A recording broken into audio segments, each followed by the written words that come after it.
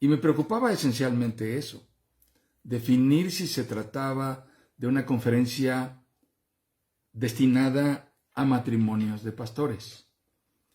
Porque querrámoslo o no, es un lenguaje distinto porque los enfoques de las realidades desde donde las estamos viviendo, los matrimonios pastorales, pueden ser muy distintos a los que ve el común denominador de los hermanos en la iglesia. No porque ellos no vean las cosas, sino porque podemos estarlas viendo desde un enfoque distinto, insisto. Entonces ese es el plan de nuestra conferencia de esta tarde, porque el tema es idóneos en el llamado, perseverando por gracia. Entonces tenemos que definir dos grandes cuestiones.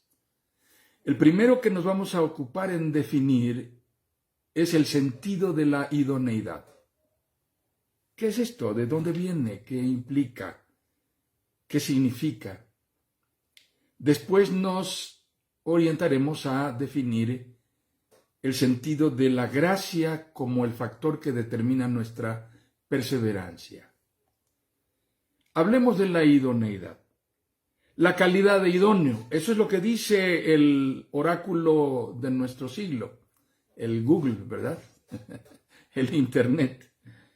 Es la aptitud, la capacitación, la suficiencia, la disposición de alguien. Es lo contrario de ineptitud, de incapacidad, de insuficiencia o indisposición. Pero la idoneidad se adquiere por el doble camino del cultivo, por un lado, de las cualidades naturales con las que se cuenta. La persona tiene ciertas cualidades, y esas son una parte. Y la otra parte es el desarrollo o la adquisición de conocimientos o experiencia que es preciso poseer para poder hacer, desempeñar o realizar alguna labor. Entonces, una persona es idónea cuando tiene la aptitud y cuando desarrolla el aprendizaje. Deja de ser idónea cuando se muestra indispuesta, incapaz, insuficiente e inapta. Suena como inepta. Son básicamente dos ingredientes: su falta de capacidad para adaptarse y asumir nuevas asignaturas, y por el otro lado, su negación al aprendizaje y ser instruido para cumplir nuevos roles que le son asignados. Bien, ¿de dónde nace para nosotros el interés por el concepto de la idoneidad? Todos ubicamos esa palabra en un texto bíblico, ¿verdad? Vio Dios que todos los animalitos de la creación tenían con quién salir a pasear al jardín, ir al Starbucks del Edén a tomarse un café, el león y la leona, el conejo y la coneja, la vaca y el toro, pero para Adán, dice la palabra, no se halló ayuda idónea. Y pareciera que podríamos decir que el primer sentido de idoneidad desde Génesis está en el capítulo 2 de Génesis, en ese versículo específicamente. Y sí, la palabra idóneo aparece en la versión 60, en la versión antigua, en ese capítulo 2 de Génesis. Sin embargo, en realidad, no es esa la primera referencia de idoneidad que hay en la Biblia. El primer sentido de idoneidad en Génesis está en el capítulo 1. En el capítulo 1 con la creación del ser humano, hecho hombre y mujer, hecho a imagen de Dios, pero hecho al mismo tiempo que a la imagen de Dios. He ahí el sentido de idoneidad. También hecho idénticamente con la misma dignidad entre ellos, hombre y mujer.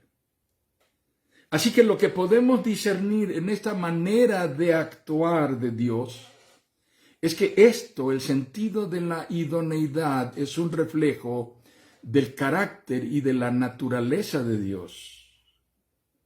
Podemos entender que el ser humano fue creado como un ser único en el entorno de la creación.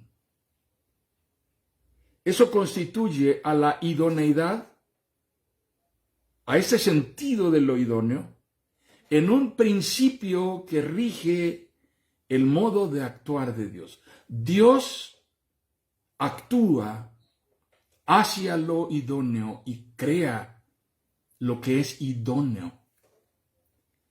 Eso mismo lo constituye como un ser exclusivo, un ser adecuado e idóneo para Dios.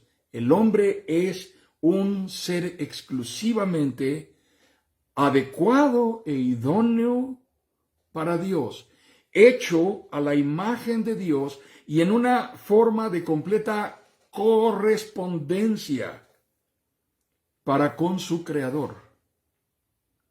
No hay nada de Dios que pueda serle extraño o ajeno al hombre. Fue creado por Dios, de tal manera que cuando el hombre se mire a sí mismo, reconozca en sí mismo que hay un Dios creador. Pero no hay nada en el hombre que le sea extraño o ajeno a Dios. Esa es la razón, amados hermanos, la razón por la cual no podemos vivir nunca bajo ninguna circunstancia para nosotros mismos. No podemos vivir para nosotros mismos. Esto es muy, muy importante que lo entendamos. Aquí está la naturaleza de la idoneidad. No podemos vivir para nosotros mismos. El ser humano fue creado por Dios como un ser inteligente y volitivo, un reflejo de la naturaleza de Dios. Inteligente y volitivo, que quiere decir dotado de voluntad. Un ser moral, apto, con sentido de principio, con sentido de valores, con principios y valores, con sentido de orden, con sentido de juicio del bien y del mal, y con una dignidad distinta a la de todas las demás criaturas, dignidad distinta derivada de la naturaleza a cuya imagen fue creado, que es la imagen de Dios.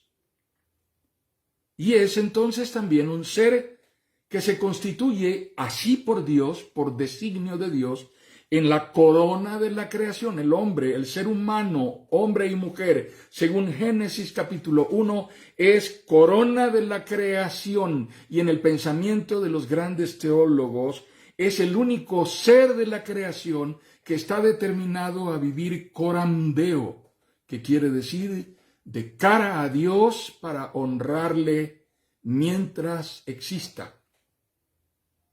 Un ser que es corona de la creación, creado para honrar a su creador. Sí, entonces, reiteramos, esa es la razón por la cual no podemos vivir para nosotros mismos. Tampoco podemos vivir para alguien o para algo más, porque no fuimos creados para eso. No fuimos creados para alguien más ni creados para algo más.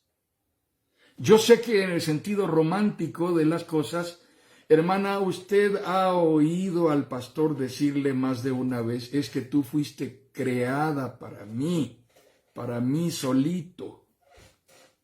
Bueno, se le permite al siervo del Señor tener esos impulsos románticos, ¿verdad?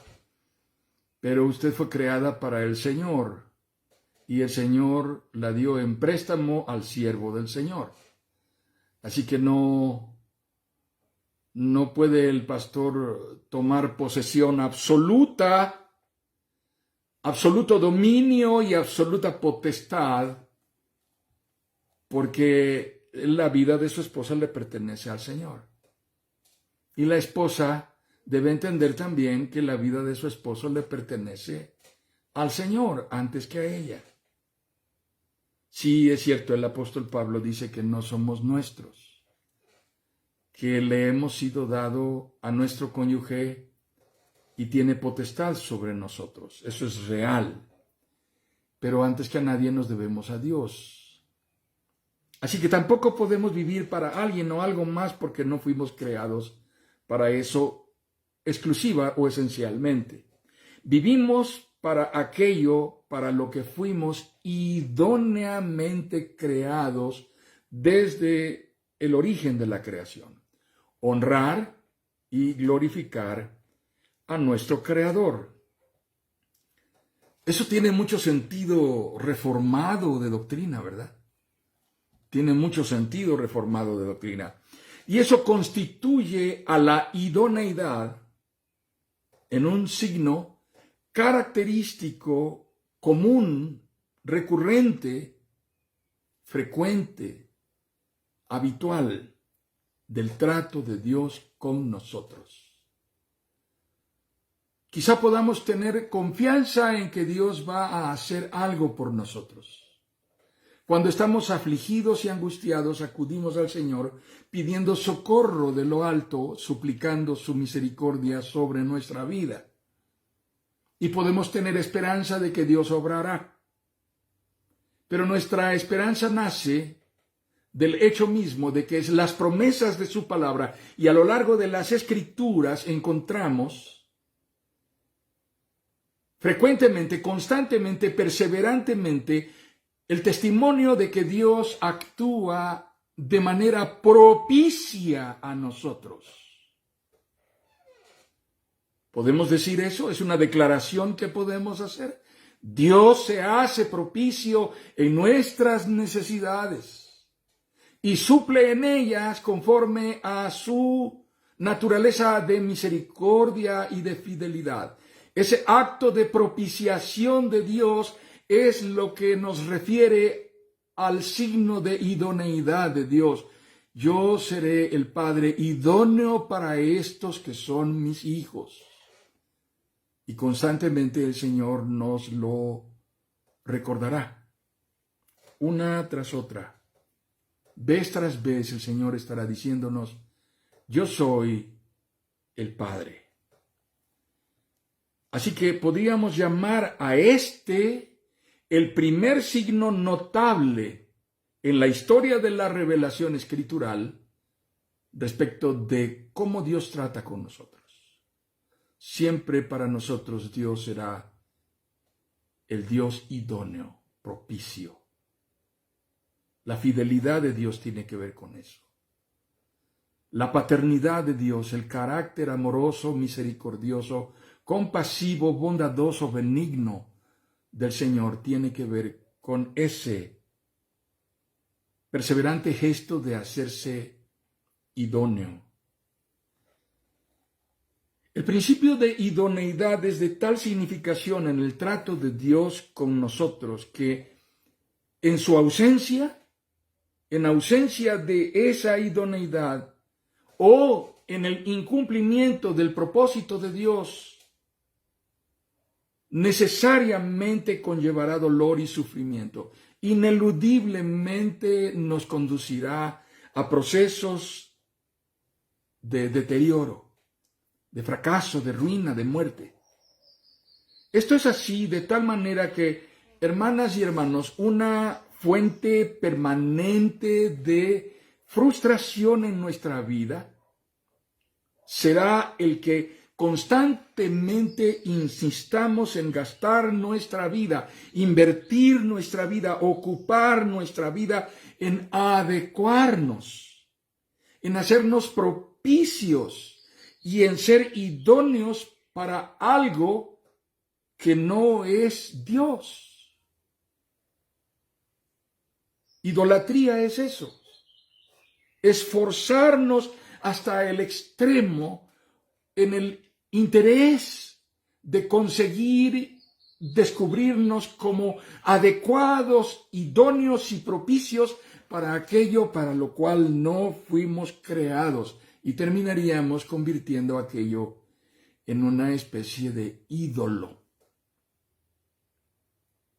Mi esposa o mi esposo, aun siendo el pastor o siendo la esposa del pastor, deben saber y deben discernir que no vivimos para ser esencial e inicialmente idóneos el uno para el otro como el exclusivo y único motor de nuestra vida.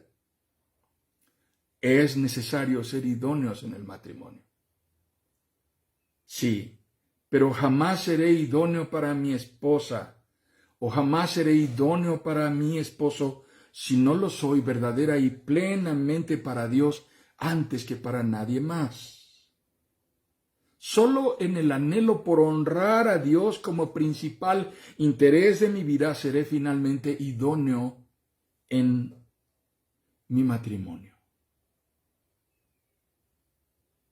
Sí, hermanas, esto tal vez sea un poquito más fácil de entender para las esposas.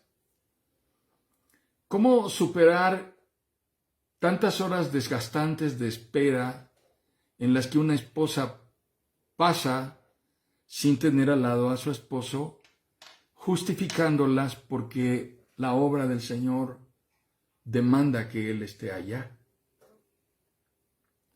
No sé si a alguna de ustedes le ha tocado en algún momento pasar un par de horas afuera del templo esperando a que su esposo termine una reunión de consistorio que no estaba planeada, y a veces con los niños ahí alrededor esperando, con hambre, matando un poco de mosquitos y buscando alguna manera de distraer a los niños porque ya van a terminar, hijitos, ya ahorita nos vamos a ir. Su papá está ocupado, por favor, no se desesperen, tengan paciencia, yo sé que ya tenemos hambre, ahorita nos vamos a ir. Solamente terminan este proceso judicial en donde van a decidir qué disciplina le van a aplicar a estos 3 hermanos que están sometidos a juicio, y después de eso ya están en la segunda audiencia. No se desesperen.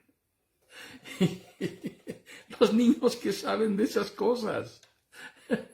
Los niños tienen hambre, quieren ir a su casa. Y la esposa del pastor tiene que desarrollar una capacidad de soporte, de paciencia. Pero jamás seré idóneo para mi esposo o para mi esposa si no lo soy verdadera y plenamente para Dios antes que para nadie más. Porque solamente en el anhelo por honrar a Dios como el principal interés de mi vida, seré finalmente idóneo en mi matrimonio destinado al ministerio. El tema es que solemos vivir para el quehacer del ministerio. Solemos volcar nuestra vida anhelando ser idóneos en nuestro desempeño pastoral. ¿No es cierto, hermanos? ¿No es cierto que urgimos e incluso empujamos a nuestra esposa, a nuestros hijos, a nuestra familia, a todos cuantos tenemos al alcance, bajo nuestra custodia y responsabilidad, para que se esfuercen por ser completamente adecuados y aptos para un ministerio al cual nosotros fuimos llamados? Así que nuestra esposa y nuestros hijos estarán siempre en la primera fila para el iniciar el culto, y estaremos puntuales y estaremos riñendo con ellos cuando alguno de ellos se retrasa, y esto será un conflicto puertas adentro de la casa pastoral si alguno de los hijos sale más de una vez al baño, porque les tenemos prohibido que vayan al baño cuando estamos en la iglesia. Y que estén con su jeringa con otros niños cuando estamos en el culto, y que distraigan a los demás porque son la familia pastoral, y de alguna manera nosotros tenemos sobre nuestros hombros y espaldas la responsabilidad de ser y parecer que somos idóneos para el ministerio. Somos muy enérgicos en ello, nos enfocamos en querer satisfacer con frecuencia expectativas que se han marcado sobre nosotros en una especie de patrón de comportamiento del pastor ideal. Pero sucede que al final no lo conseguimos. al final no lo somos. Mi esposa y yo tenemos 42 años de casados, cumplidos el 26 de enero. Hemos estado en el ministerio durante estos 42 años de casados, sin faltar un solo día. Hemos tenido la experiencia de pertenecer a 8 presbiterios. En más de una ocasión, 2 veces en un mismo presbiterio, por diferentes razones, regresamos y nos volvimos a él. Hemos tenido, a la postre de este tiempo, 22 mudanzas. Alguien nos dijo una vez que una mudanza equivale a una especie de inundación. Ustedes saben de qué estoy hablando. Los tabasqueños han vivido eso. Pero 2 mudanzas equivalen a un terremoto, 3 mudanzas equivalen a un incendio, y así sucesivamente. 22 mudanzas, todas relacionadas con el ministerio. ¿Cuántas veces uno hace todas estas cosas buscando ser idóneo para satisfacer y cubrir las expectativas que se tienen respecto de nosotros?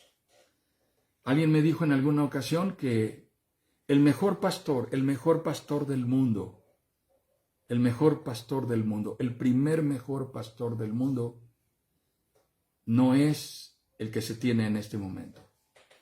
El primer mejor pastor del mundo no es el que se acaba de ir. Ese es el segundo mejor pastor del mundo. Al pastor que acaba de llegar, alguien le va a decir, es que el pastor que se acaba de ir no había otro como él. Ese era el mejor pastor que hemos tenido. Sí, hermano. Y se lo dicen al que acaba de llegar para que vaya más o menos tomando la medida de las expectativas que se tienen sobre él. Es posible que al que se acaba de ir nadie le dijo que era el mejor pastor del mundo. Se lo dicen al que acaba de llegar porque están esperando que se pongan las pilas. Pero ese que se acaba de ir es el segundo mejor pastor del mundo. El primer mejor pastor del mundo es el que ya se murió. Ese sí que era el mejor pastor del mundo. Triste y desafortunadamente ahora estamos llenos de memorias de mejores pastores del mundo, en cuyos velorios han hablado tantos diciendo maravillas. Ojalá alguno de ellos haya tenido la oportunidad de oír las cosas buenas que se dijeron de ellos mientras estaban en vida. Pero tengo razones para dudarlo. Tengo suficientes razones para dudarlo. Pero quiero hablarles esperanzadoramente. El propósito de nuestra conversación no es depresivo, al contrario, es esperanzador. No fuimos creados para ser idóneos para la iglesia. No fuimos creados para ser idóneos para el ministerio, ni fuimos creados para ser idóneos para el consistorio, ni fuimos creados para ser idóneos para el presbiterio, ni para la asamblea, ni para el sínodo, ni para algún cargo en la unión, ni para un cargo en la sociedad local femenil. Fuimos creados para Dios. Fuimos creados para honrar y glorificar a Dios. Así que no fuimos creados para llenar las expectativas de nadie más. ¿Cómo se expresa el sentido de idoneidad en el matrimonio pastoral? Hace algunas semanas mi esposa me comentó, ¿sabes lo que me dijo la hermana? Una hermana de la congregación.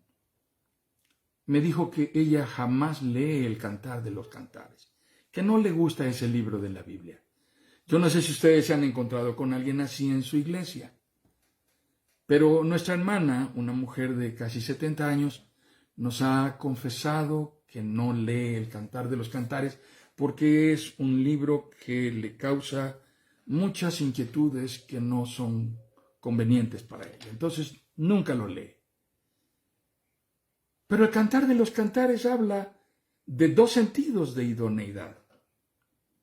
Todos hemos leído esta porción del Cantar de los Cantares. Grábame como un sello sobre tu corazón. Llévame como una marca sobre tu brazo. Fuerte es el amor como la muerte y tenaz la pasión como el sepulcro. Como llama divina es el fuego ardiente del amor. ni las muchas aguas pueden apagarlo, ni los ríos pueden extinguirlo. Si alguien ofreciera todas sus riquezas a cambio del amor, solo conseguiría el menosprecio. Leí Cantares capítulo 8, versículos 6 y 7 en la Nueva Versión Internacional. Esta última expresión de esta porción del Cantar de los Cantares: si alguien ofreciera todas sus riquezas a cambio del amor, solo conseguiría el menosprecio. No cambiaríamos a nuestra esposa por nada ni por nadie, ¿verdad? ¿Cambiarías a tu esposa por el pastorado de una iglesia? Pastor. ¿Cambiarías a tu esposa por un cargo en la asamblea o en el presbiterio o en el sínodo, o por ser funcionario eclesiástico aún en otros ámbitos? ¿Cambiarías a tu esposo, a tus hijos, lo que tienes, por ser directivo de una unión, de una sociedad? No fuimos creados para ser idóneos para cargos y responsabilidades, para asignaturas. Fuimos creados para ser idóneos para Dios y servirle, pero sin perder lo que nos ha sido dado como idóneo, conforme al propósito de Dios. Así que en estas expresiones del Cantar de los Cantares, no solo hay una evidencia de idoneidad que revela una recíproca disposición, una intención por el otro, sino una espontánea voluntad de plena aceptación y de completa pertenencia. Ahora, cuando vamos a la palabra de Dios, en el Nuevo Testamento, la palabra idóneo salta de nuevo allá cuando Pablo le escribe a Timoteo. Leo 2 Timoteo capítulo 2. Así que tú, hijo mío, fortalécete por la gracia que tenemos en Cristo Jesús. Lo que me has oído decir en presencia de muchos testigos, encomiéndalo a creyentes dignos de confianza que a su vez estén capacitados para enseñar a otros. 2 Timoteo 2, 1 y 2, leí la Nueva Versión Internacional. Me pregunto, ¿cuántos de nosotros que somos pastores crecimos desde niños anhelando o soñando con ser pastores? O tal vez la pregunta la podría formular de esta manera para nuestras hermanas: ¿cuántas esposas de pastores crecieron soñando o anhelando con algún día ser la esposa del pastor? No podemos pedirles que levanten la mano ahorita, pero es posible que del grupo que tenemos en este momento no haya, si acaso, 2 o 3. Porque la mayoría de las hermanas que han llegado al matrimonio para constituir un matrimonio pastoral no vivieron soñando toda su vida con ser la esposa del pastor. ¿Saben, hermanas? Yo le tuve que insistir bastante a mi esposa y más de una vez se quiso zafar porque decía que no éramos compatibles en el rumbo, que ella era química y que yo era pastor orientado al ministerio cristiano. Hasta que un día la convencí porque le dije: mira, a mí me fue tan mal con la química en la secundaria que le tomé mucho coraje y dije: el día que yo me encuentre a la química, me voy a agarrar de ella y hacerle la vida cansada por el resto de su existencia. Creo que eso la animó a casarse conmigo. Pero tenemos un matrimonio que Dios permitió que construyéramos, sin que uno ni otro nos hubiésemos determinado a hacerlo con demasiada anticipación. Quizá lo que nos confrontará más es lo que nos toca vivir en el día a día. ¿Saben ustedes, pastores, cuántas horas han recorrido sus esposas en espera afuera del templo para que finalmente se vayan todos a casa? Esperando a que termine una reunión, esperando a que terminen todas las cortesías del pastor, los compromisos que tiene. Alguna esposa de pastor aquí sabe lo que es tener que esperar después del culto demasiadas horas. Y ahí es en donde llegamos al segundo asunto, el significado de la gracia.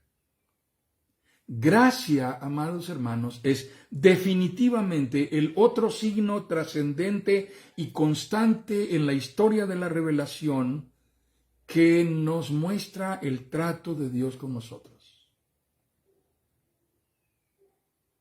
Sí, ¿cómo podemos no solo intentar comprender, sino más allá, discernir el sentido de este rasgo de la naturaleza de Dios que se revela en compasión, en misericordia perseverante sobre nosotros, para llegar al cumplimiento de su propósito para nuestra salvación? Gracia es eso.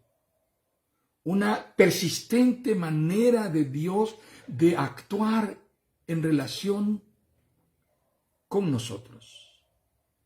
Es la cosa más costosa que jamás se haya obtenido, nuestra salvación.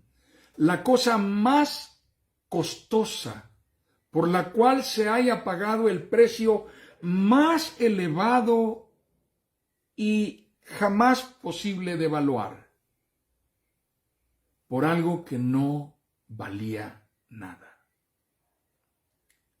La cosa más cara, solo que no la pagamos nosotros.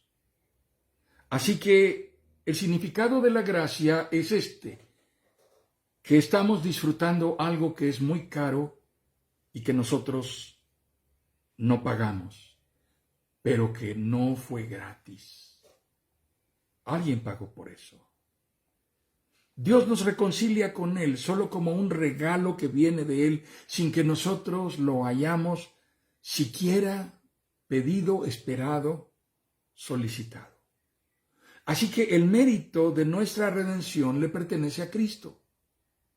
Y Él, en lugar de adjudicárselo, nos lo atribuye a nosotros porque nos hace parecer como justos delante de Dios. Hace parecer como si nosotros mereciéramos ser salvos. Eso en teología y sana doctrina se llama justificación. Y la justificación es algo que sucede solo por la gracia. Esta singular forma de trato consiste en la acción deliberada de Dios a través de Jesucristo, por la cual, sin mérito propio alguno en nosotros, Jesús nos hace parecer justos ante el Padre, no siéndolo. ¿Cuál es la descripción bíblica más literal, precisa, simple y a la vez contundente de lo que es la gracia? Es posible que algunos de ustedes están pensando ahora mismo en Efesios capítulo 1, otros más estarían pensando en Romanos capítulo 8, otros más en Romanos capítulo 5, seguramente Romanos está en el pensamiento de más de 5 de nosotros, pero yo quiero llevarles al Salmo 44. El Salmo 44 hace una descripción de lo que es la gracia, de una manera tan literal y tan simple que es difícil no entenderla. Oh Dios, nuestros oídos han oído y nuestros padres nos han contado las proezas que realizaste en sus días. En aquellos tiempos pasados, con tu mano echaste fuera a las naciones y en su lugar estableciste a nuestros padres. Aplastaste a aquellos pueblos y a nuestros padres los hiciste prosperar. Porque no fue su espada la que conquistó la tierra, ni fue su brazo el que les dio la victoria. Fue tu brazo, tu mano derecha. Fue la luz de tu rostro, porque tú los amabas. Esta es la descripción más contundente y elocuente que puedo encontrar de lo que es la gracia. porque tú los amabas. No fue su espada la que conquistó la tierra, ni fue su brazo el que les dio la victoria. Fue tu brazo, tu mano derecha, fue la luz de tu rostro, porque tú los amabas. Amados hermanos, no somos idóneos de nacimiento. Eso significa que somos hechos idóneos porque la idoneidad es una condición adquirida por la formación del carácter y el desarrollo de la madurez y el discernimiento que recibimos al cabo de haber andado trechos complicados, trechos sinuosos en dependencia de Dios. Nos vamos haciendo idóneos a medida que maduramos en depender cada vez más de Dios. Somos hechos idóneos antes de ser una sola carne, idóneos, y luego continuamos siendo aún más idóneos en el hecho mismo de constituir un vínculo indisoluble, vitalicio, destinado al cumplimiento del soberano propósito de servir a Dios en el ministerio. Así que no somos idóneos de nacimiento, pero sí somos objeto de la sobreabundante gracia de Dios desde antes de la fundación del mundo. De tal manera que el Señor nos va formando y como un alfarero va dando a cada uno de nosotros en lo personal y luego en el bendito yugo del matrimonio ministerial, una forma que termina siendo la ideal, la idónea, la más apropiada, la que se hace propicia, la que es más adecuada para tal fin. El ministerio y la iglesia, nuestros roles y nuestras asignaturas eclesiásticos y nuestro quehacer pastoral es temporal, hermanos. Es circunstancial. Porque podremos vivir en una relación con una o más iglesias al mismo tiempo. Tal vez ahora mismo, mientras estamos aquí, algunos de ustedes son pastores de 2 o de 3 iglesias, destinando 15 días a una, 5 días a otra, 5 días a otra más, para poder presidir una reunión de consistorio cada vez que tienen una oportunidad. Así que pueden estar al mismo tiempo en una relación formal, temporal, con una o más iglesias. Podemos terminar nuestra comisión pastoral e ir a la siguiente iglesia, y eso es absolutamente moral, absolutamente normal. No hay falta de ética en ello. Podremos ser más o menos idóneos para ministrar en un grupo y no tanto para hacerlo en otro. Habrá una iglesia en la que recordaremos que nos sentimos mucho más confortables y cómodos para desarrollar nuestro ministerio, y otra en la que no nos sentíamos tan a gusto porque había demasiadas limitaciones para que pudiésemos desempeñarnos en el quehacer pastoral. Y eso no sería motivo de condena ni de descalificación. Simplemente habla de nuestra condición de idoneidad. Podemos hacer todo eso en el ministerio. Ir de una iglesia a otra, estar en 2 iglesias, en 3, pero no podemos estar con más de una esposa a la vez. ¿Alguna esposa de pastor dice amén? No podemos estar con más de una familia pastoral a la vez, solamente tenemos una sola esposa, una sola familia. De hecho, sería tan reprobable que si tan solo ya lo has considerado, antes de ahora deberías venir al Señor en arrepentimiento y confesión de pecado. Así que un pastor que de repente se le atraviesa por la cabeza la idea diabólica y dice, no tuviera esta esposa si no tuviera otra. En ese momento reprende al enemigo, hermano, échalo fuera de tu vida. Y voltea a ver la ayuda idónea que Dios te dio y dale gloria al Señor. Besa a tu esposa, abrázala y sirvan al Señor con alegría, como dice el Salmo 100. Así que estamos ante este escenario en el cual nuestro recurso de privilegio y bendición es la gracia de Dios que nos sostiene, la gracia de Dios que nos sustenta, la gracia de Dios sobreabundante que nos socorre para prevalecer en el llamado. No somos idóneos para los demás, somos idóneos para el Señor. Y somos idóneos en el matrimonio y en el entorno de nuestra asignatura familiar. Y lo somos solo porque Dios determinó bendecirnos de esta manera tan peculiar, tan señalada, que es para toda la vida.